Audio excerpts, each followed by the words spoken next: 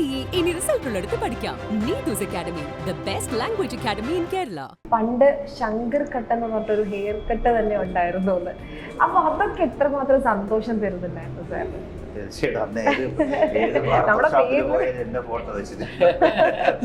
അതൊരു ഭയങ്കര അത്ഭുതമാണ്. ബിക്കോസ് നമ്മളൊരു 3.5 കോടി ജനമുള്ള ഒരു സ്റ്റേറ്റ്. തെലുങ്കന്മാരാണ്, തമിഴ് ആൾക്കാരുണ്ട്, ഹിന്ദിക്കാരുണ്ട്, എല്ലാവരും മലയാള സിനിമ കാണുന്നുണ്ട്. നമുക്ക് സെലക്ട് ചെയ്യുന്ന സബ്ജക്ട്സ് എല്ലാം ഒന്നിനൊന്നിന് ഡിഫറെൻ്റ് ആണ്. അത് ചെയ്ത് ഫലിപ്പിക്കുന്നു. പിന്നെ മഹാനായ നടന്ന് ഇപ്പോൾ നീ മിഴിപ്പീലിയിൽ നീ അതുപോലത്തെ ഒരു ഫീലുള്ള നടുനനുത്ത ഫീലുള്ള ഒരു പാട്ടാണ്. ഈ പാട്ട് നമ്മുടെ മലയാള അക്ഷര മാലകളെ കൊണ്ട് ചെയ്തൊരു പാട്ടാണ്. ആളുകൾ പറയുന്നത് എന്താണെന്ന് വെച്ച് കഴിഞ്ഞാൽ അന്നും ഇന്നും സാറിന് കാണാൻ ഒരു മാറ്റവും ഇല്ല. അതേപോലെ തന്നെ ഹെയർ ആണെങ്കിലും ആ കട്ടാണെങ്കിലും ആ സ്റ്റൈലാണെങ്കിലും ഒക്കെ എനിക്കെല്ലാം അറിയുള്ളൂ. നോക്കിയപ്പോഴുണ്ട് പാലസിൻ്റെ കഥകിൻ്റെ അവിടെ ആരോ എന്നെങ്ങനെ നോക്കിയിരിക്കണം. എൻ്റെ അമ്മ എന്ന് പറഞ്ഞിട്ട് ചാടി വന്നിട്ട് പിന്നെ അയാളെ കണ്ടില്ല. അതിനുശേഷം ഭയങ്കര പനി അടിച്ചു. അതെന്താ എൻ്റെ തോന്നലാണോ എന്താണെന്ന് എനിക്ക് മനസ്സിലായില്ല കേട്ടോ, ഇപ്പോഴും മനസ്സിലായിട്ടില്ല. എന്തൊക്കെ ഏകദേശം ഇതായി 2 ദിവസം കമ്പോസ് ചെയ്യേണ്ട അവിടെ തന്നെ കിടന്നു. പിന്നെ പനിച്ചിട്ട് ഇന്ന് കമ്പോസ് ചെയ്ത പാട്ടാണ് ഈ വാവാവോ പൊന്നുണ്ണി വാവാവോ. എനിക്ക് തോന്നുന്നില്ല ഇവിടെ ഒരു ആക്ടർ ഇവിടെ ഇത്രയും ഒരു പൊളിറ്റീഷ്യനായിട്ട് ഇത്രയും വിജയിച്ചിട്ടുണ്ട്. ഇന്നസെൻ്റ് ചേട്ടനുണ്ട്, അല്ലാതെ വേറെ ആരും എനിക്ക് ജയിച്ചിട്ടില്ല. പക്ഷെ വലിയൊരു കാര്യമാണ്. സാറ് ഏറ്റവും കൂടുതൽ മിസ് ചെയ്യുന്ന ഒരു ലൊക്കേഷൻ, അങ്ങനെ ഒരു ലൊക്കേഷൻ ഉണ്ടോ പഴയ ഒരു കാലത്തേക്ക് പോകുമ്പോൾ? ഞാൻ ഊട്ടി ഫലമായിട്ടുണ്ടായ ഒരു പാട്ടാണ് എന്നൊക്കെ കേട്ടിട്ടുണ്ട്. യഥാർത്ഥത്തിൽ അങ്ങനെ തന്നെയായിരുന്നു. ഇലപ്പൊഴിയും ശിശിരത്തിൽ ചെറുകിളികൾ വരവായി മനമുരുകും വേദനയിൽ ആൺകിളിയ കഥ പാടി മറന്നുപോയി ആ മന്ദഹാസം ഓർമ്മകൾ മാത്രം, ഓർമ്മകൾ മാത്രം. ഓപ്പൺ ടോക്കിലേക്ക് എല്ലാ പ്രേക്ഷകർക്കും സ്വാഗതം. ഇന്ന് ഒരുപാട് സന്തോഷത്തോടു കൂടിയാണ് ഇവിടെ ഇരിക്കുന്നത്. എഴുത്തോല സിനിമയുടെ വിശേഷങ്ങളുമായി നമ്മുടെ എല്ലാം പ്രിയപ്പെട്ട ശങ്കർ സാർ, ഒപ്പം മോഹൻ സിത്താര സാർ, ഒപ്പം ചിത്രത്തിൻ്റെ പ്രൊഡ്യൂസറായ സതീഷ് സാർ, 3 പേർക്കും സ്വാഗതം. അപ്പോൾ ശങ്കർ സാറിൻ്റെ പ്രൊഡക്ഷനിലെ 4ാമത്തെ സിനിമയാണ് അല്ലേ? അപ്പോൾ എന്തൊക്കെയാണ് എഴുത്തോലയുടെ വിശേഷങ്ങൾ? എഴുത്തോല വിശേഷം എന്ന് പറയുമ്പോൾ അത് ആക്ച്വലി എൻ്റെ ഒരു വളരെ അടുത്ത സുഹൃത്താണ് സുരേഷ് ഉണ്ണികൃഷ്ണൻ. അദ്ദേഹം UK-ലാണ്. ബേസിക്കലി ഒരു അഡ്വക്കേറ്റാണ്, അവിടെ ലോയറാണ്. അപ്പോൾ ഇങ്ങനെ ഞങ്ങളിങ്ങനെ എപ്പോഴും ഓരോ കാര്യങ്ങൾ സിനിമയാണല്ലോ ഞങ്ങളുടെ ടോപ്പിക്. അപ്പോൾ അങ്ങനെ സംസാരിക്കുന്നതിൻ്റെ ഇടയിൽ ഈ ഒരു കഥ പറഞ്ഞു. ഞങ്ങൾ വേറൊരു ഫിലിമായിരുന്നു പ്ലാൻ ചെയ്തത്. അപ്പോൾ ഈ കഥ പറഞ്ഞപ്പോൾ എല്ലാവർക്കും ഈ കഥ ഭയങ്കരമായിട്ട് ഇഷ്ടമായി. പക്ഷേ ഇതിൻ്റെ ഒരു കമേഴ്ഷ്യൽ സാധ്യതകൾ കുറവാണ്. ബിക്കോസ് നമുക്കറിയില്ല, ഇതൊരു കുറച്ചും കൂടിയും ഒരു ക്ലാസ് സ്റ്റൈലുള്ള ഒരു സിനിമ ആയതുകൊണ്ട്. എന്നാലും ഈ ഇത്തരം സ്റ്റോറികൾ ചിലപ്പോൾ വിജയിക്കാൻ ചാൻസ് ഉണ്ട്. അല്ലെങ്കിൽ പോട്ടെ, നമുക്ക് ഏതായാലും എടുക്കാം. ബിക്കോസ് അല്ലെങ്കിൽ അവാർഡുകളോ എന്തെങ്കിലുമൊക്കെ അങ്ങനെയൊക്കെ ചെയ്യാൻ പറ്റുമെന്ന് ഞങ്ങളങ്ങനെ ഒരു പ്ലാനിങ് ഞങ്ങളുടെ മനസ്സിൽ കയറി വന്നപ്പോൾ പ്രൊഡ്യൂസ് ചെയ്യാമെന്ന് പ്ലാൻ ചെയ്തു. അപ്പോൾ അങ്ങനെ ഇരിക്കുമ്പോൾ ഷൈനോയെ സാറിനെ ഞങ്ങൾ വിളിച്ചു. അദ്ദേഹത്തിൻ്റെ അടുത്ത് പറഞ്ഞു, നല്ലൊരു കഥയാണ്, ഇങ്ങനെ ഈ സിനിമയിൽ സഹകരിക്കുമെന്ന് ചോദിച്ചു. അദ്ദേഹം പറഞ്ഞു ചെയ്യാമെന്ന് പറഞ്ഞു. അങ്ങനെ ഞങ്ങൾ 2 പേരും കൂടി ചേർന്ന് പ്രൊഡക്ഷനിലേക്ക് ഇറങ്ങി, സിനിമ എടുത്ത് അപ്പോൾ ഇതിൻ്റെ ബേസിക് സബ്ജക്റ്റ് ഇതൊരു എഡ്യൂക്കേഷൻ ബേസ്ഡ് ആണ് ശരിക്കും. പക്ഷെ എഡ്യൂക്കേഷനിലപ്പുറം ഇതിന് ഒരുപാട് ഹ്യൂമൻ ബോണ്ടിങ് അല്ലെങ്കിൽ നമ്മൾ സെൻറ്റിമെൻറ്റ്സും കാര്യങ്ങളൊക്കെ ഉള്ള ഒരു സിനിമയാണ്. ഒരു ആശാനും ആശാത്തിയാണ് മെയിനായിട്ട് ഈ സിനിമയിൽ വരുന്ന. ആശാൻ കുറച്ച് കഴിയുമ്പോൾ ആശാൻ വിട്ടുപോകും. പിന്നെ ആശാത്തിയാണ് ഈ സിനിമ കൊണ്ടുപോകുന്നത്. അപ്പോൾ അവരുടെ ലൈഫിൽ സംഭവിക്കുന്ന അവരുടെ ഫാമിലിയിലും മെയിൻലി ഇപ്പോൾ പറഞ്ഞ മാതിരി ഇതിൽ 100 കുട്ടികളെ അഭിനയിച്ചിട്ടുണ്ട്. അപ്പോൾ ഇത് ചെറിയ കുട്ടികൾ. അപ്പോൾ അവരെയൊക്കെ പഠിപ്പിക്കുക. ഈ പഠിപ്പിക്കുന്ന അന്ന് അവരൊരു മോണിറ്ററി ബെനിഫിറ്റ് ഉദ്ദേശിച്ചിട്ടല്ല പഠിപ്പിക്കുന്നത്. പഠിപ്പിക്കുന്നത് അതിനോടുള്ളൊരു പാഷനാണ് പഠിപ്പിക്കുക എന്നുള്ളത്. അപ്പം അങ്ങനെ ഈ കുട്ടികളെയൊക്കെ സ്വന്തം മക്കളെ പോലെയൊക്കെയാണ് അവർ ട്രീറ്റ് ചെയ്യുന്നത്. പക്ഷേ ഈ എഡ്യൂക്കേഷൻ സിസ്റ്റം മാറി സ്കൂളുകൾ വന്നു, ഇംഗ്ലീഷ് മീഡിയം വന്നു. അപ്പോൾ കുട്ടികളൊക്കെ അങ്ങോട്ട് പോകാൻ തുടങ്ങി. അങ്ങനെ ഓരോരുത്തരായിട്ട് ഇങ്ങനെ വിട്ട് പോകുമ്പോൾ ഉണ്ടാകുന്ന ഇവരുടെ വിഷമം, ഫൈനലി ആരും ഇല്ലാതെ വരുന്നതും, പഠിപ്പിക്കാൻ ഒരു സ്ഥലമില്ലാതെ വരുന്നതും. അപ്പോൾ അവിടെ ഒരു ഫാദർ എങ്ങനെ അവരെ ഹെൽപ്പ് ചെയ്യാൻ ശ്രമിക്കുന്നു, ആർക്കും പറ്റാതെ വരുന്ന കാര്യങ്ങൾ, ഫാമിലിയിൽ ഉണ്ടാകുന്ന പ്രശ്നങ്ങൾ, ഇതെല്ലാം അവരുടെ മൈൻഡിൽ വലിയൊരു പ്രോബ്ലമായി വന്ന് അവരെങ്ങനെ ഒരു ട്രാജഡിയിലേക്ക് പോകുന്നു എന്നുള്ളതാണ് ഈ സിനിമ. ആക്ച്വലി ഞങ്ങളിത് റിലീസ് ചെയ്യണമെന്നോ അങ്ങനെയൊന്നും നമ്മുടെ മൈൻഡിൽ ഞങ്ങളൊന്നും അങ്ങനെ പ്ലാൻ ചെയ്തിരുന്നില്ല. അപ്പോൾ ഈ സിനിമ ഫസ്റ്റ് കോപ്പി കണ്ടപ്പോഴാണ് ഭയങ്കര നിർബന്ധമായിരുന്നു സിനിമ റിലീസ് ചെയ്യണം, തിയേറ്ററിലേക്ക് വരണം. അപ്പോൾ നമ്മളെല്ലാവരും അതിന് ഓക്കെ എന്ന് പറഞ്ഞു. അങ്ങനെയാണ് ഈ സിനിമ ഇന്നിപ്പോൾ റിലീസ് ചെയ്യാൻ തീരുമാനിക്കുന്നത്. അപ്പോൾ എനിക്കൊരു പ്രതീക്ഷയുണ്ട്. ബിക്കോസ് ഇപ്പം നല്ല സിനിമകൾ സക്സസ് ആവുന്നൊരു സമയമാണ് ഇപ്പോൾ മലയാളത്തിൽ നമ്മൾ കാണുന്നത്. അപ്പോൾ തീർച്ചയായിട്ടും നല്ല കുറച്ച് പരസ്യവും നല്ലൊരു പ്രൊമോഷനും കാര്യങ്ങളൊക്കെ ഉണ്ടെങ്കിൽ ജനങ്ങളിലേക്ക് എത്തിക്കാൻ സാധിക്കും എന്നാണ് ഞാൻ വിശ്വസിക്കുന്നത്. സതീഷ് സാറിനെ കുറിച്ച് പറയുകയാണെങ്കിൽ ഈ സിനിമയായിട്ട് സാറിന് പേഴ്സണലി കുറച്ചും കൂടെ ഒരു കണക്ഷൻ ഉണ്ടല്ലേ? സാറിനെ എഴുത്തോല ഇതൊക്കെ പഠിപ്പിച്ച ആളുടെ ഒരു കഥയാണല്ലേ? അതെ വെച്ചാൽ അതിൽ അങ്ങനെയല്ല, ശരിക്കും കഥ എഴുതിയത് സുരേഷ് ഉണ്ണികൃഷ്ണൻ തന്നെയാണ്. പുള്ളിക്കാരൻ്റെതായ ഒരു അനുഭവ കഥയാണിത്. ഞാൻ അതിൽ വരാൻ കാരണം എന്ന് വെച്ച് കഴിഞ്ഞാൽ 2-3 റീസൺസ് ഉണ്ട്. ഒന്ന്, ഫസ്റ്റ് റീസൺ ഈസ് എൻ്റെ ഫാമിലിയിൽ ഞാൻ എൽഡസ്റ്റ് സണ്ണാണ്. എനിക്ക് ആശാൻ്റെ ഇത് കിട്ടിയിട്ടുണ്ട്, പക്ഷേ എൻ്റെ ബ്രദറിന് സിസ്റ്ററും കിട്ടിയിട്ടില്ല. അത് അപ്പോഴേക്കും LKG എന്ന് പറഞ്ഞ കൺസെപ്റ്റ് വന്നു കഴിഞ്ഞാണ്. അവരൊക്കെ LKGയിലാണ് ഫസ്റ്റ് പോയത്. എനിക്ക് എൻ്റെ വീട്ടിൽ വന്ന് ആശാൻ പഠിപ്പിച്ചിട്ടുണ്ട്. പിന്നെ എൻ്റെ കുട്ടികളായപ്പോൾ നല്ലൊരു ഗ്യാപ്പ്, ആഫ്റ്റർ 36 ഇയേഴ്സ് കഴിഞ്ഞിട്ടാണ് കുട്ടിയാണ്. അപ്പോൾ ആ കുട്ടി ആയിക്കഴിഞ്ഞപ്പോൾ അവരെ ഞാൻ അയക്കണത് LKGയിലല്ല, pre-KG എന്ന് പറഞ്ഞൊരു സിസ്റ്റം വന്നിട്ടുണ്ട് ഇപ്പം. അപ്പോൾ അതിനകത്ത് ഞാൻ ഈ ABCDയിൽ അവർ പഠിക്കണ ABCD എന്ന് പറഞ്ഞൊരു പാട്ടാണ്, അല്ലാതെ അവർ ABC അങ്ങനെയല്ല പഠിക്കുന്നത്. പിള്ളേരെ ഒരു പാട്ടാണ് പഠിക്കുന്നത്. എന്നിട്ടാണത് എല്ലാവരും, ഇപ്പം ഞാനും ഒക്കെ അങ്ങനെ തന്നെ ആയിരിക്കാം പഠിച്ചിട്ടുണ്ടാവുക. അപ്പോൾ അത് എന്തുകൊണ്ട് മലയാളത്തിലായില്ല എന്നൊരു കൺസെപ്റ്റൊക്കെ നമ്മുടെ മനസ്സിലുണ്ടായിരുന്ന സമയത്താണ് ഇങ്ങനൊരു ആശയം കൂടി വരുന്നു. രണ്ടാമത്തേത് A for അമ്മ എന്ന് എഴുതിയിട്ടുണ്ടോ ഇംഗ്ലീഷിൽ? എഴുതിയിട്ടുണ്ടെങ്കിൽ മാർക്കും കിട്ടിയിട്ട് കാണത്തില്ല. എന്തുകൊണ്ട് എഴുതാൻ പാടില്ല? പക്ഷെ ആ എഴുതിയാൽ അമ്മ എന്ന് തന്നെ എഴുതേണ്ടത്. A for അമ്മ എഴുതുന്നതിലും വ്യത്യാസമൊന്നും ഉണ്ടാകാൻ പോണില്ല. അപ്പം അതുപോലും പഠിപ്പിക്കാൻ താല്പര്യമില്ലാത്ത ഒരു സെനാറിയോ ആണ് ഇപ്പോൾ ഉള്ളത്. അതിനെ മാറ്റണം, വരുത്തണം എന്നുള്ളൊരു കൺസെപ്റ്റ് ഉണ്ട്. അതിനെ സപ്പോർട്ട് ചെയ്യുന്നു ഫുള്ളി. മൂന്നാമത്തേത് നമ്മുടെ ഭാഷ എന്ന് പറഞ്ഞ സംഭവം ഭയങ്കര വ്യത്യാസമാണ് ഇപ്പോൾ സംസാരിക്കുന്നതായിട്ട്. നാനാ ഭാഗത്തു നിന്നും വരുന്ന ആളുകൾ എന്ന് പറയുന്ന ഒരു സിറ്റുവേഷൻ ഇപ്പോൾ വളരെ കുറഞ്ഞിട്ടുണ്ട്. സംസാരിക്കില്ല, ഉറപ്പാണ്. അത് എടുത്ത് പറയുന്നില്ല ആൾക്കാർ എന്ന് പറഞ്ഞ പോലെ കുറേ വേർഡ്സ് ഉണ്ട് അങ്ങനെ. അപ്പോൾ അതും കൂടി ജനങ്ങളിലേക്ക് എത്തിക്കുക. ആശാത്തി ആ കൺസെപ്റ്റ് ഉണ്ടായിരുന്നു എന്ന് പറയണം. ഇപ്പം എൻ്റെ കുട്ടികളുടെയൊക്കെ അങ്ങനെ ഉണ്ടായിരുന്നടാ എന്ന് പറയേണ്ട സിറ്റുവേഷനാണ്. അതൊരു സിനിമ രൂപത്തിൽ വന്നാൽ ബെറ്റർ ആയിരുന്നു. അത് വന്നു, ആ പ്രൊജക്റ്റ് വന്നു. കുറേ കഥകളുണ്ടായിരുന്നു ഓപ്ഷൻസിൽ. അതിലിതാണ് ഏറ്റവും ബെസ്റ്റായിട്ട് തോന്നി. അവർക്കും തോന്നി, എനിക്കും തോന്നി. അതുകൊണ്ട് തന്നെ ഞാൻ അതിനകത്ത് ഇറക്കാനായിട്ട് തോന്നുകയും ചെയ്തു. സത്യം പറഞ്ഞാൽ ഞാനിങ്ങനെ ഭയങ്കര ടെൻഷനോട് കൂടിയാണ് ഇവിടെ ഇരിക്കുന്നത്. ഒരുപാട് ഇഷ്ടമുള്ള ഒരാളാണ്. അതുപോലെ തന്നെ എല്ലാ ദിവസവും കേൾക്കുന്ന നമ്മുടെ സ്വന്തം പ്ലേലിസ്റ്റിലുള്ള ഒരുപാട് ഇഷ്ടപ്പെട്ട പാട്ടുകൾ ഉണ്ടാക്കിയ ആളാണ് എൻ്റെ മുമ്പിലുള്ളത്. അപ്പോൾ ഈ എഴുത്തോലയിലേക്ക് വരുമ്പോൾ തന്നെ എന്ത് മാജിക്കാണ് ശരിക്കും പറഞ്ഞ ഒരുക്കി വെച്ചിരിക്കുന്നത്? എഴുത്തോലയിലേക്ക് വരുമ്പോഴേ ഈ എന്ത് മാജിക്കാണ് ഒരുക്കി വെച്ചിരിക്കുന്നത്? ഇല്ല, ഞാൻ അതിന് മുന്നൊരു കാര്യം പറഞ്ഞോട്ടെ.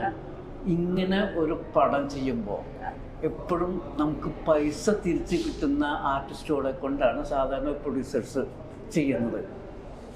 ഇവർ 2 പേരും അത് നോക്കാതെ ഈ സബ്ജക്റ്റിന് പറ്റുന്ന ആളുകളെ നമ്മൾ എടുത്ത് ഇതിനകത്ത് നമ്മൾ അഭിനയിപ്പിച്ചു. കാരണം മിക്ക ആളുകളും അങ്ങനെ ചെയ്യാറില്ല. അവർ സാമ്പത്തികം തിരിച്ചു കിട്ടണം, അങ്ങനെ അവർ ചെയ്യുന്നത്. ഇതൊരു കലയ്ക്ക് വേണ്ടിയാണ് അവരിത് ചെയ്യുന്നത്. അത് ഇവരോട് ഭയങ്കര എന്താ പറയുക, മനസ്സുകൊണ്ട് ഭയങ്കര ഇഷ്ടമാണ്. പിന്നെ ഞാൻ ഈ പറഞ്ഞല്ലോ, ഞാൻ കുറേ വർഷങ്ങൾ നല്ല പടങ്ങൾ ചെയ്തിട്ട് പടങ്ങൾ കുറേ ചെയ്തിട്ടുണ്ട്. പക്ഷെ ഇതുപോലെ നല്ല മനസ്സിലേക്ക് ഇങ്ങനെ എഴുകി കയറുന്ന പടങ്ങൾ വളരെ കുറവാണ് ചെയ്തിട്ടുള്ളൂ. പണ്ട് ഏതൊക്കെ പടങ്ങൾ എന്തോന്ന് പത്മരാജൻ സാറിൻ്റെ ഒരു പടമുണ്ട് ഇന്നലെ ഹിസ്സ ഇന്ന സിദ്ധുള്ള, അതുപോലെ ചാണക്യൻ, പിന്നെ വേറൊരു പടത്തിൻ്റെ പേരും എനിക്ക് ഓർമ്മയില്ല. അപ്പോൾ അതിനൊക്കെ ശേഷം ഒരു നല്ല സിനിമയാണ് ഞാൻ ഈ ചെയ്യുന്നത്. കാരണം ഇതിനകത്ത് ഓരോ ഷോട്ടും മനോഹരമായിട്ടുള്ള നമ്മുടെ ഡയറക്ടർ എടുത്തിട്ടുള്ള, അതുപോലെ തന്നെ എഡിറ്റിംഗ് ആയാലും ക്യാമറ വർക്ക് ആയാലും ഒരിക്കലും ഒരു ലാഗ് പറഞ്ഞ ഒരു സാധനമില്ല, മനസ്സിലായില്ലേ? നമ്മൾ ഇത്രയും പടങ്ങൾ ചെയ്തു, 300-350 സിനിമകളൊക്കെ ഞാൻ ബാക്ക്ഗ്രൗണ്ട് സ്കോർ ചെയ്തിട്ടുണ്ട്. പക്ഷെ ആ സിനിമകളിൽ എവിടെയെങ്കിലും എന്തെങ്കിലും കുഴപ്പങ്ങളൊക്കെ ഉണ്ടാവും. പക്ഷെ അതൊന്നുമില്ല. ഇപ്പം അറിയാലോ, ഒരു ബാക്ക്ഗ്രൗണ്ട് മ്യൂസിക് ചെയ്യുന്നത് എവിടെയാണോ സീനിൽ ഡള്ളായിരിക്കുന്നത്, കുഴപ്പം പറ്റുന്നത്, അവിടെ നമ്മൾ ബൂസ്റ്റ് ചെയ്തിട്ട് അതില്ലാതെ പോലെയാക്കുക. അതാണ് റീ റെക്കോർഡിംഗ് കൊണ്ട് നമ്മൾ ഉദ്ദേശിക്കുന്നത്. അപ്പോൾ അങ്ങനെ ഒരുപാട് കാലങ്ങൾക്ക് ശേഷം എനിക്ക് നല്ല സിനിമ റീ റെക്കോർഡിങ് ചെയ്യാൻ ലഭിച്ചത്. അതുപോലെ തന്നെ നല്ല പാട്ട്, കുറേ കാലങ്ങൾക്ക് ശേഷം നല്ലൊരു മെലഡി. ഇപ്പോൾ നീ മിഴിപ്പീലിയിൽ നീ, അതുപോലത്തെ ഒരു ഫീലുള്ള നനുനനുത്ത ഫീലുള്ള ഒരു പാട്ടാണ്. ഈ പാട്ട് നമ്മുടെ മലയാള മാലകളെ കൊണ്ട് ചെയ്തൊരു പാട്ടാണ്. ഇത് നമ്മൾ മലയാളത്തിൽ ആദ്യമായിട്ടാണ് ചെയ്യുന്നത്, വ്യഞ്ജനാക്ഷരങ്ങൾ കൊണ്ടുള്ള പാട്ട്. അത് പല്ലവി അങ്ങനെ വെച്ചിട്ട് അനുപല്ലവിയും ചരണം കൈതപ്പുറം എഴുതി. ആ നമ്മളെ ഈ ആദ്യത്തെ അക്ഷരങ്ങളെ പോലെ തന്നെ കൂട്ടിയിണക്കി നല്ല രസമായിട്ട് കൈതപ്പുറം എഴുതിയിട്ടുണ്ട്.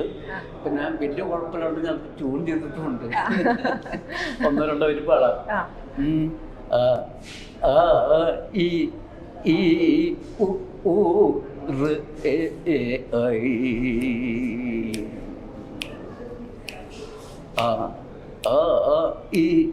ഈ ഉ ഊ ഋ എ ഐ ഓ ഓ ഔ ആ.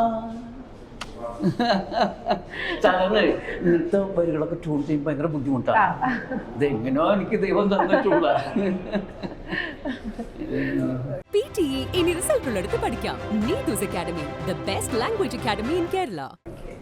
അപ്പോൾ ശങ്കർ സാർ, ഇപ്പോൾ ഈ സിനിമയിൽ എഴുത്തോലയാണ് പ്രധാനമായിട്ടും കഥാപാത്രമായി വരുന്നത്. അപ്പോൾ ഈ സാറിൻ്റെയൊക്കെ ഒരു സമയത്ത് എഴുത്തോലയൊക്കെ ഉപയോഗിച്ചിട്ടുണ്ടായിരുന്നു പണ്ട് മണ്ണിൽ? നമ്മളൊക്കെ കുട്ടിക്കാലത്ത് എഴുതിയിട്ടുണ്ടല്ലോ അതിൽ. പക്ഷെ അങ്ങനെ അശാത്തി ആശാന്മാർ ഇരുന്ന് പഠിച്ചിട്ടൊന്നുമില്ല. ഞാൻ പഠിച്ചു വളർന്നൊക്കെ പുറത്തായിരുന്നു, ചെന്നൈയിലായിരുന്നു. അതുകൊണ്ട് അങ്ങനെ ചെയ്തു. പക്ഷെ ഇവിടെ കൊണ്ടുവന്ന് എഴുതിച്ചിട്ടുണ്ട്. അപ്പൊ ഈ സിനിമയ്ക്ക് വേണ്ടി എഴുത്തോല ഒക്കെ പരീക്ഷിച്ച് നോക്കിയോ? ഞാൻ അതിൽ ഒരു ഗസ്റ്റ് റോളിൽ മാത്രമേ അഭിനയിച്ചിട്ടുള്ളൂ, മാത്രമേ ഉള്ളൂ. അത് എൻഡിൽ വരുന്നൊരു ക്യാരക്ടറാണ്. ആശാത്തിക്ക് ഒരു സ്കൂള് അവരുടെ പേരിൽ പണിയണം എന്ന് പറയുമ്പോൾ ഒരു മിനിസ്റ്ററായിട്ട് വന്ന് അവരെ ഹെൽപ്പ് ചെയ്യുന്ന ഒരു സംഭവമാണ്. അപ്പൊ ഞാൻ മുമ്പ് ഒരിക്കൽ സാറിൻ്റെ ഒരു ഇന്റർവ്യൂ എടുത്തപ്പം ആ ഇന്റർവ്യൂവിന്റെ താഴെ വന്ന് ഒരുപാട് കമന്റ്സ് ഉണ്ടായിരുന്നു. പണ്ട് ശങ്കർ കട്ട് എന്ന് പറഞ്ഞിട്ടൊരു ഹെയർ കട്ട് തന്നെ ഉണ്ടായിരുന്നു എന്ന്. അപ്പൊ അതൊക്കെ എത്രമാത്രം സന്തോഷം തരുന്നുണ്ടായിരുന്നു സാറിന്?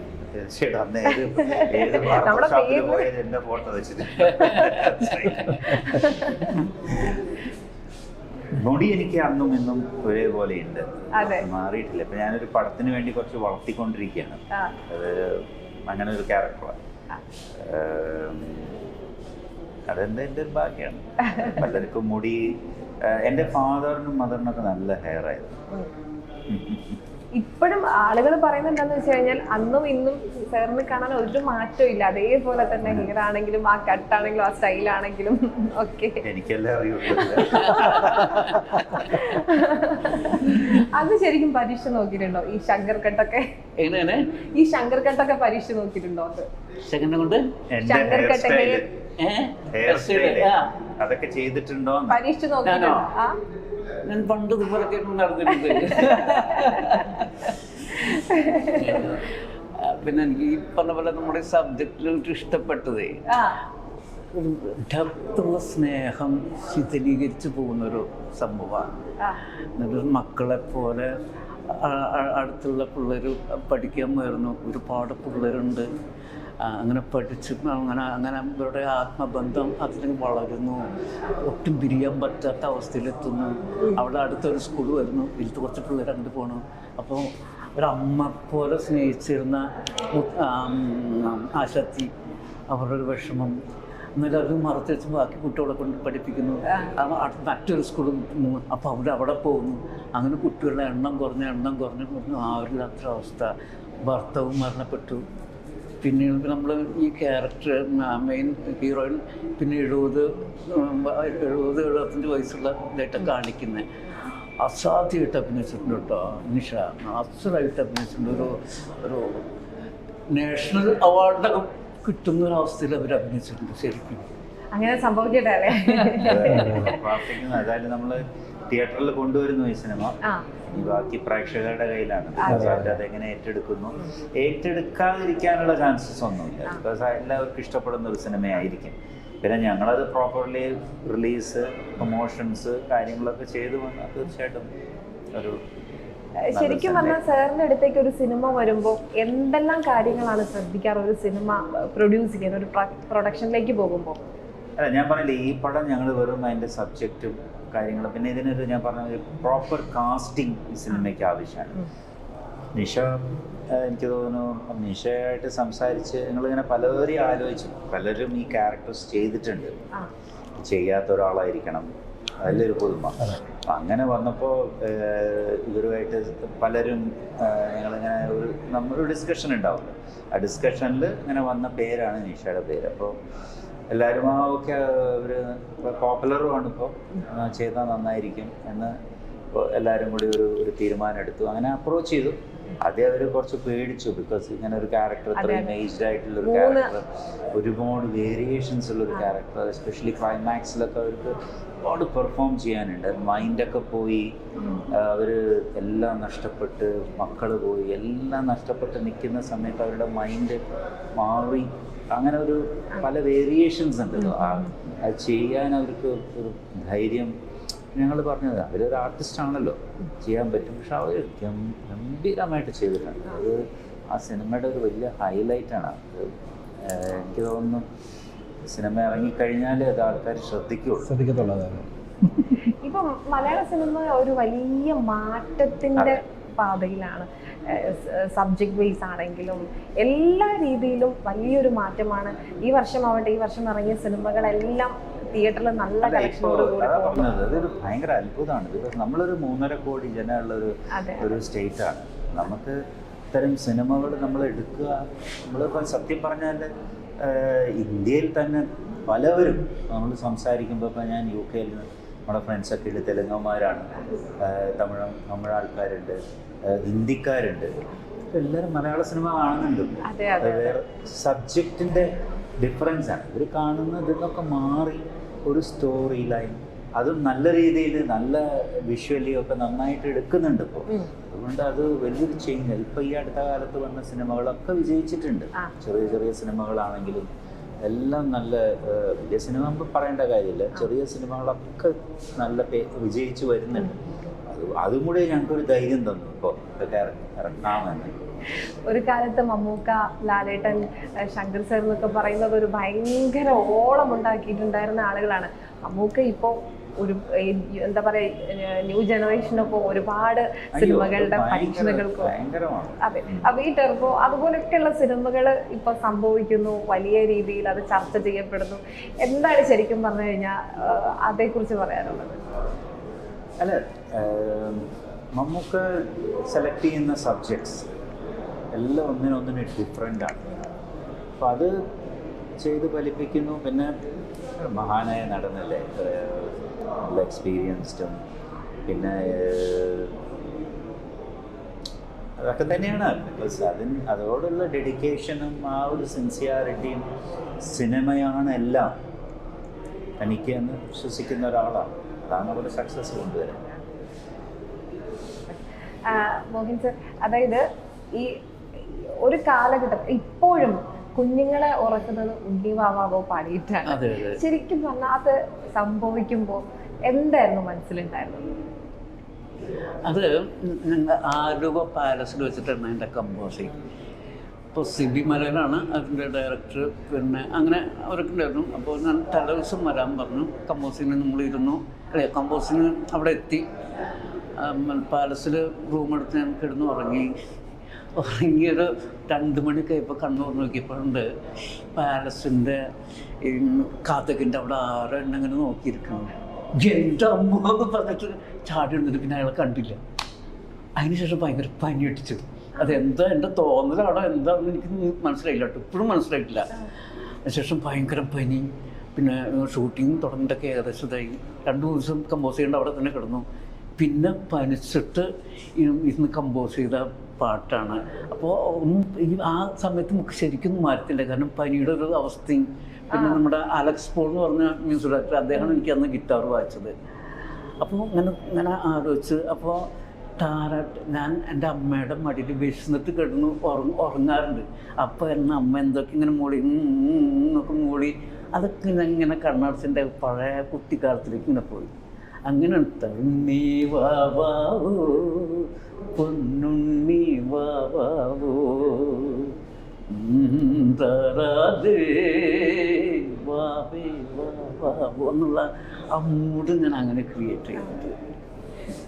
അതുപോലെ തന്നെ അതിനകത്ത് തന്നെ ഒരു പാട്ടുണ്ട്, സ്വരകന്യകമാ വീണമീട്ടുകയായി. ഇത് സൈനസ് അബ്ദുള്ള എന്ന് പറഞ്ഞൊരു ഫിലിമുണ്ട്. അപ്പോൾ അതിനകത്ത് ഞാൻ അതിൻ്റെ ബാക്ക്ഗ്രൗണ്ട് സ്കോർ ചെയ്തത്. അപ്പോൾ അതിനകത്തൊരു തീം മ്യൂസിക് കാണാൻ നമ്മുടെ കവിർ പൊന്നമ്മ ചേച്ചിയുടെ മകനായിട്ടും ലാല്.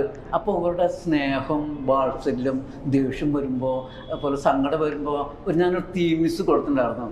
അപ്പോൾ സിബിനോട് പറഞ്ഞു, മോഹൻ അത് ഓർമ്മയുണ്ടോ എന്ന് ചോദിച്ചു. അങ്ങനെ അത് ഓർത്തെടുത്ത് ആ ട്യൂണാണ് ഇപ്പം നമ്മൾ പാട്ടാക്കി മാറ്റിയത്. അത് ചിത്ര അതിമനോഹരമായി പാടും ചെയ്ത്. അതിന്നും അമ്മമാര് കുട്ടികളെ പാടി ഉറങ്ങുന്ന പാട്ടാണ്. അതെ അതെ അതെ അതെ. അതെന്താ വളരെ സിമ്പിളാണ്. ഒരു നിഷ്കളങ്കമായ ലിറിക്സും ട്യൂണും ആയി. അതുപോലെ കൈതപ്പുറം വളരെ സിമ്പിൾ. നീ വാവോ വാവേ വാ. ആ വാവേ വാവ എന്നൊക്കെ ഓർമ്മയുണ്ടല്ലോ, കുട്ടികൾ ഉറങ്ങിപ്പോകും. അത് അസല എഴുതി കൈതപ്പുറം. PTE ഇനി റിസൾട്ട് ഉള്ളെടുത്ത് പഠിക്കാം. Neethu's academy, the best language academy in Kerala. പിന്നെ ഞാൻ കേട്ടിട്ടുണ്ട്, അതായത് ഈ ഇലപൊഴിയും ശിശിരത്തിലും എന്ന് പറയുന്ന ആ ഒരു പാട്ടുണ്ടല്ലോ, അത് ഒരു പ്രണയ നൈരാശ്യത്തിന്റെ ഫലമായിട്ടുണ്ടായ ഒരു പാട്ടാണ് എന്നൊക്കെ കേട്ടിട്ടുണ്ട്. യഥാർത്ഥത്തിൽ അങ്ങനെ തന്നെയായിരുന്നു.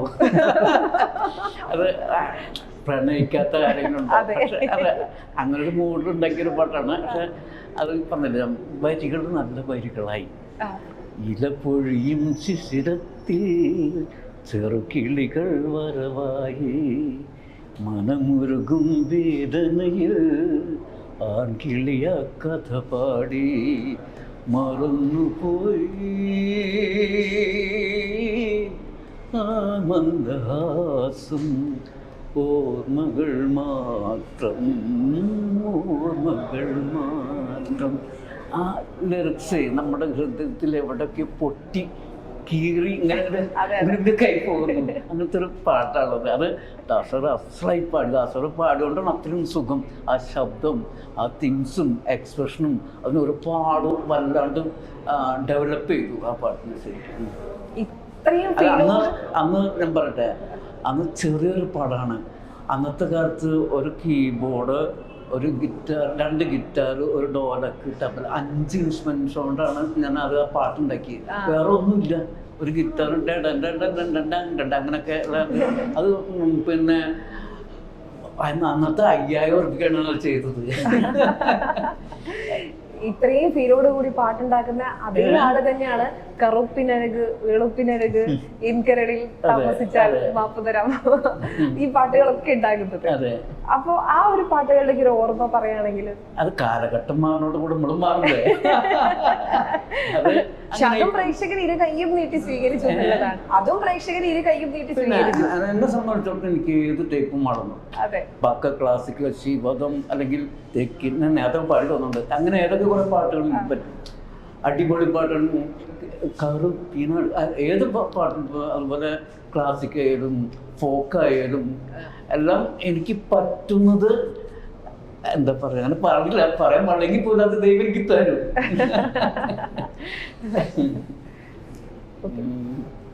അപ്പോ ശങ്കർ സാറിനെ എല്ലാവരും ഓർക്കുമ്പോൾ ഈ സുഗമോ ദേവി, അത് എല്ലാവരുടെയും ഒരു ഫേവറേറ്റ് ആയിട്ടുള്ള ഒരു സിനിമയാണ് അല്ലെ. ഇപ്പോഴും ഏറ്റവും കൂടുതൽ ആളുകൾ സാറിനെ ഓർക്കുമ്പം ആദ്യം മനസ്സിലേക്ക് വരുന്ന ഒരു സിനിമയായിരിക്കും. സാറ് ഏറ്റവും കൂടുതൽ മിസ് ചെയ്യുന്ന ഒരു ലൊക്കേഷൻ, അങ്ങനെ ഒരു ലൊക്കേഷൻ ഉണ്ടോ പഴയ ഒരു കാലത്തേക്ക് പോകുമ്പോൾ? ഞാൻ ഊട്ടി. പണ്ട് എല്ലാ സിനിമയും അവിടെ ഒരു പാട്ടെടുക്കാൻ ഊട്ടിക്കാ പോവാ. എല്ലാ സിനിമയിലും ഒരു പാട്ടെടുക്കാൻ ഊട്ടിക്ക് പോകും. ഈ ഊട്ടി ഒരു ഭയങ്കര ഇഷ്ടപ്പെട്ട ഒരു സ്ഥലമായി മാറി എനിക്ക്. ഞാൻ പിന്നെ സിനിമയിൽ നിന്നൊക്കെ മാറി നിന്ന സമയത്തും ഞാൻ പിന്നെ വെറുതെ ഊട്ടിക്ക് പോകും. വെറുതെ ഇപ്പോൾ ഇവിടെ 1-2 ദിവസമൊക്കെ താമസിച്ചു വരും. അതുപോലെ ആ ലൊക്കേഷനിൽ കൂടെ ഇങ്ങനെ ഒന്ന് പോകും. ആദ്യത്തെ സിനിമ കൊടൈക്കനാലായിരുന്നു മഞ്ഞിൽ കഴിഞ്ഞപ്പോൾ. പക്ഷെ ഊട്ടി കൊടൈക്കനാലൊക്കെ ഒരേ ഇതാണല്ലോ, ഒരേ ലൊക്കേഷനുമായൊക്കെ തന്നെ. ഊട്ടിയിലാണ് ഒരുപാട് പാട്ടുകൾ അഭിനയിച്ചിട്ടില്ല. എങ്ങനെ നീ മറക്കുമായാലും അത് എല്ലാ സിനിമയ്ക്കും അവിടെ പോകും. പിന്നെ ഒരുപാട് ഫുൾ സിനിമ അഭിനയിച്ചിട്ടുണ്ട്. ജോഷി സാറിന് ഉമാനിലയം, പിന്നെ ബേബി എന്ന് പറഞ്ഞ പണ്ടൊരു ഡയറക്ടർ, പുള്ളിയുടെ പടം, അങ്ങനെ കുറേ തമിഴിൽ 2-3 പടം ഒക്കെ. ഊട്ടി ഒരു എന്തോ നമുക്ക് ഊട്ടി ചെല്ലുമ്പോൾ ഒരു വല്ലാത്തൊരു ഫീലിംഗ് ആണ് അവിടെ. മേ ബി അത് മഞ്ഞിലിരിഞ്ഞ പൂക്കളുമായിട്ട് റിലേറ്റഡ് ആയിരിക്കും. ബിക്കോസ് അതും അതുപോലെ ഒരു മിസ്റ്റും ഒക്കെ നിറഞ്ഞ സ്ഥലമാണല്ലോ. അപ്പോൾ ആ ഒരു ഫീലിംഗ് ആയിരിക്കണം. ഈ സിനിമയിലെ ഒരു സൗഹൃദത്തെ കുറിച്ച് പറയുകയാണെങ്കിൽ ഏറ്റവും ബോണ്ടായിട്ട്, ഏറ്റവും ഹൃദയത്തോട് ചേർന്ന് സൗഹൃദങ്ങൾ സൂക്ഷിക്കുന്ന ഒരാളാണ് സാർ എന്ന് പറഞ്ഞു കഴിഞ്ഞിട്ട്.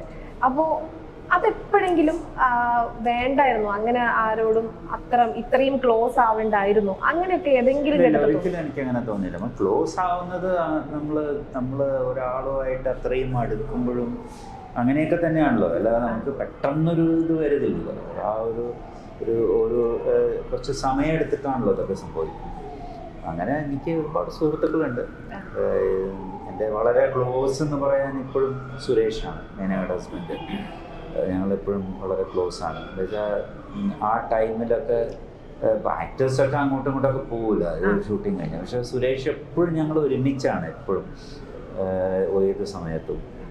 ഈ സുരേഷ് ചേട്ടനെ വെച്ചൊരു സിനിമ പ്ലാൻ ചെയ്ത് ആ സമയത്ത് ആ സിനിമയുമായി കുറച്ച് സിമിലാരിറ്റി ഉള്ള സിനിമ വന്ന് പിന്നീട് അത് സംഭവിച്ചില്ല എന്ന് കേട്ടിട്ടുണ്ട്. അപ്പോൾ ഇനി സുരേഷ് ചേട്ടനെ വെച്ചൊരു സിനിമ ഉണ്ടാവും? ഇപ്പൊ കേന്ദ്രമന്ത്രിയൊക്കെ ആയി. ഇനിയിപ്പോ എന്താ പറയുക, ഇതിനൊക്കെ എന്ത് ചെയ്താലും നമുക്ക് നല്ലൊരു സബ്ജക്റ്റ് വരണം.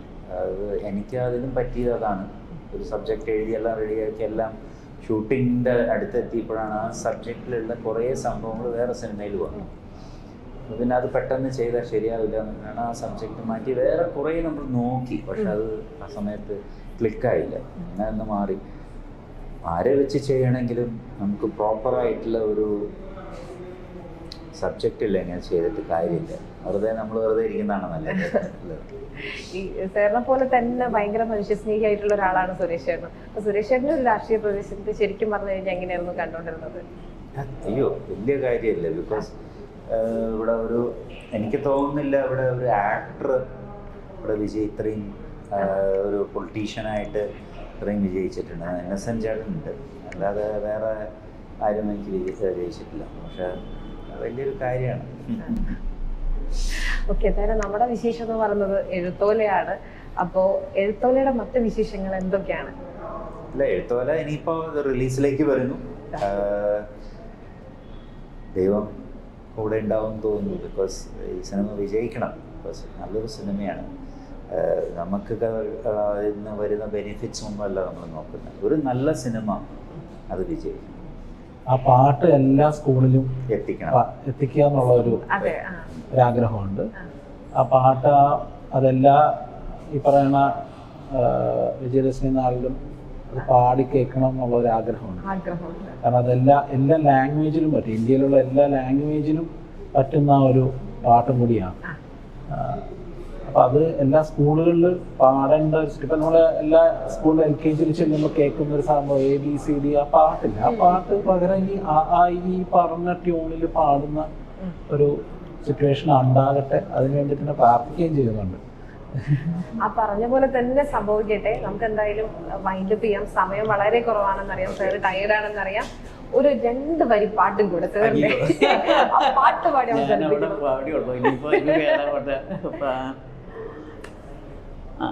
നേരത്തെ പറഞ്ഞ എനിക്ക് ഏറ്റവും ഇഷ്ടപ്പെട്ടൊരു മ്യൂസിക് ഡയറക്ടറാണ് MS വിശ്വനാഥൻ. പഴയ പാട്ടാണ്, കുഴപ്പമില്ല, സന്തോഷമുള്ളൂ. ഇതൊക്കെ കേട്ടിട്ടുണ്ടെന്ന് അറിയില്ല, എങ്കിലും പാടാം. ഹൃദയവാഹിനി ഒഴുകുന്നു നീ മധുര സ്നേഹ തരംഗിണിയായി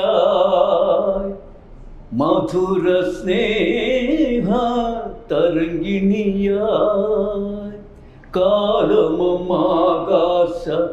ഗോപുര നിഴലിൽ കാലമമാകാശ ഗോപുര നിഴലിൽ കൽപ്പന തൻ കളകാതികൾ തിന്നി കൽപ്പന തൻ കളകാതികൾ തിന്നി ഹൃദയവാഹിനി ഒഴുകുന്നു നീ ഒഴുകുന്നു നീ ഒഴുകുന്നു നീ. എല്ലാവിധ ആശംസകളും. സിനിമ വലിയ വിജയമാവട്ടെ. ഇപ്പോൾ ലാലേട്ടനും മമ്മൂക്കയും സുരേഷ് ചേട്ടനും ഒക്കെ വലിയ അടിപൊളിയായിട്ട് സിനിമയിൽ സജീവമായിക്കൊണ്ടിരിക്കുകയാണ്. സാറും അതേമാതിരി തന്നെ മലയാള സിനിമയിൽ സജീവമായി കാണാൻ കഴിയട്ടെ. എല്ലാവിധ ആശംസകളും. Thank you.